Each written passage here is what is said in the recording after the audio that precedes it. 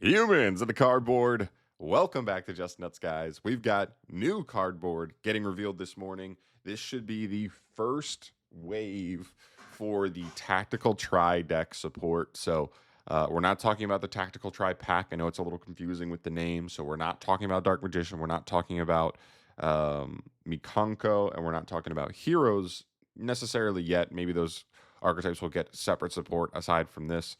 But we're talking about the tactical tri decks, and this year the tactical tri decks are Rescue Ace and Exosister, and these cards seem to be supporting those, which is pretty cool. We've known this based on the format of how they did support for the tactical tri decks last year. We got like almost 3 straight core sets of like indirect solid support, and then they got like one set with actual direct support. So let's see how these go. In terms of like Clockwork Knight and stuff like for Cyber Dragon last year, like sometimes these cards are the better cards than even the direct support. So let's see how they go.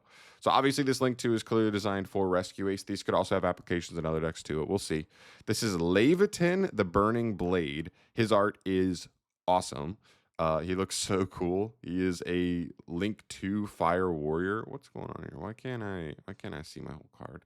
There we go. He's a Link 2 Fire Warrior. 1000 attack. He does point bottom left, bottom right, which is ideally what you want from your Link 2s. He does take any 2 fire monsters. That's kind of sick. So this could just be on the table for like generic fire support, which is cool if you're just a fan of any other straight fire deck. You can only use the first and second effect of this card once per turn each. During the main phase quick effect, you contribute 1 other fire monster. Then target 1 fire monster in your grave with the same original type but a lower level. Special summon it in defense position. If a set card or cards in your spell and trap zone would be destroyed by an opponent's card effect, you can banish this card instead. Okay, so this card doesn't read like too crazy, but I think that the key here is that it is a quick effect, right? So tributing another fire monster to get another one with the same type but lower level, that could work. There could be certain decks that just kind of set up really cool things kind of in rotation. I think Rescue East definitely could be one of those decks. Where just being able to rotate an okay fire monster on field into a better one, especially because Rescue Ace is all different levels. So if you're trying to go through the big guy throughout your standard combos just to get him in rotation, and then once you get to him, Rescue Ace has always had this weird issue with like you end up with bodies on field, but you haven't always had the best uses for those bodies. The deck has never really had its own link monster. There's a couple links that are like solid for the deck, but like have never really been, too crazy. But this card could actually throw its hat in the ring for maybe one of the better utility monsters that Rescue Ace can take advantage of. It definitely lets you just continue to play, It lets you end on ideally the one that you want to end on, and then even on the opponent's turn being able to swap for one that hasn't triggered yet, that's just in rotation, could also be a big part of this. So I don't know all the applications, but it feels like a pretty good card. Also, let me know in the comments if there are any other fire decks that just reading this card initially. I mean, it is a fire warrior. Maybe this is something that maybe Infernomal Knights can take advantage of to some degree. That'd be cool as well, but I just simply don't know off the top of my head all the best applications there. So let me know your guys' thoughts on that one down below. Next up, we move to this one, and this one I did take a glance at a couple of minutes ago. This is Ichiki Sayori Hime. Very spirit-coded card because it is a spirit monster. And let's take a look, though, because this one's, like, kind of nutty. This is a light fairy, of course, level 4, 800, and it's spirit monster. Cannot be special summoned. You can only use the first and second effect of this card once per turn. If this card is in your hand and you control a monster with 800 attack or defense, you can, immediately after this effect resolves, normal summon this card. If this card is normal summoned, you can add a level 4 light or dark monster with 800 attack or defense from your deck to your hand. Except for another copy of itself, and then it's a spirit. So once per turn during the end phase, if it was normal or flip this turn, add it back to your hand. So this card's actually quite good. First and foremost, so like let's talk about this from the context of Exosister.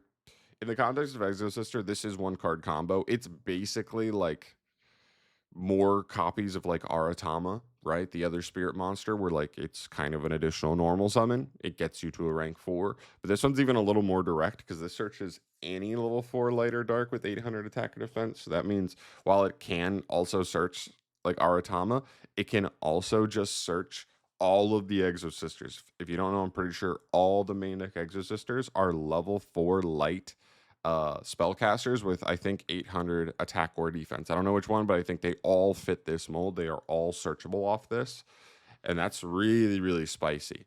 Um, and I love the fact that this card can just be an extender if you have been forced to normal summon something else, or just it doesn't clog, right? Because outside of um, what's her name, the main girl, outside of Martha, most of the rest of them kind of are taking your normal summon. I think one other one jumps out of the hand, but you have to have a name on field. So at this point, that one may have had to be normal summoned as well. I like that this card doesn't have to be your normal summon, and it doesn't have to clog. That means even in scenarios where you open this with Aratama, you'd be able to like normal Aratama, maybe beta hand trap, normal this with an additional normal summon, because now you have like an 800, level 4. I think he's dark on field. Um, then trigger this card to search a Martha. Even this could get negated, but now you just have 2 4s on field, and now you can just make the rank 4 that searches Martha, and like now you beat 2 hand traps, and you have Martha now, and you're playing, right? You are fully playing. So this card does definitely help. This seems like an auto 3 of in the deck going forward. Um, it's really nice for them. I don't know if there's any other applications that I think are like super, super bonkers, just off the top of my head. I mean, this is a light fairy. And as I was looking through, like Refrain, the Melodious Songstress is an 800. Um, I think defense, level 4 light.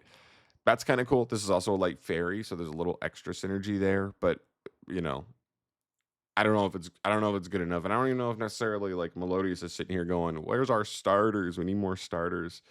Um, and I would have to look. Maybe I'll make another video later just talking about what other targets there are for this card that are actually like worth looking into. But clearly, Exosister, it has a ton of synergy. I even love the fact that there's probably worlds where you use this card, and because this deck is a rank 4 deck, it's like you may kind of use all the other materials you went through in that hand in that turn to kind of make all the rank 4s, and this is kind of the one body left over, and you might just say like, all right, I'm gonna leave it on field, and it's gonna jump back in hand, and I just now my opponent knows I have guaranteed like full combo again next turn, which would be sick. You know what I mean? I like the idea of that.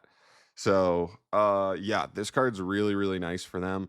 While this is nice for Exosister, though, I do feel like I have to point out, especially as someone who this past week I tried Dragonmaid at locals, and I found out very quickly that just the ceiling of Dragonmaid is too low. I was like winning die rolls, going first, beating hand traps, going full combo, and then just the boards didn't feel strong enough, and I could like still lose duels to just people who like are just playing a deck with a higher ceiling, and they would just like crack right through everything. So Exosister has that vibe that if we can't lean on Shifter anymore just because we can't play 3 full copies of it, we kind of do want to raise the ceiling of the deck somewhat. So that's kind of what I'm looking for. I don't expect them to really raise the ceiling of the deck until we get direct support. That's kind of like how it has to work, because this deck hard locks you so much that this deck needs a new extract monster, so that way it's ending on the rank 8 plus the trap plus another monster. Like that's what they kind of need. I feel like that they need to give them something that can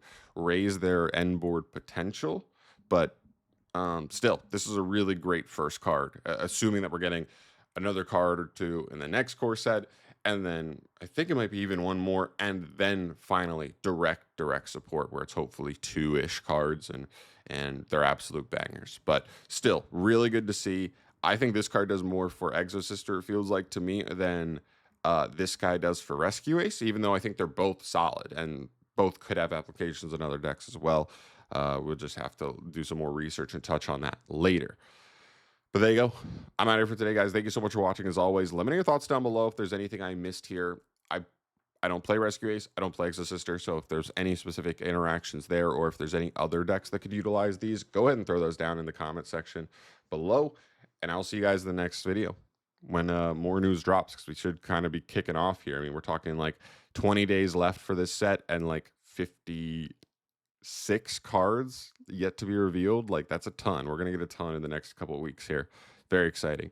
I will keep you posted on everything that comes out during that time frame. But thank you so much for watching. I'll see you in the next one. Peace.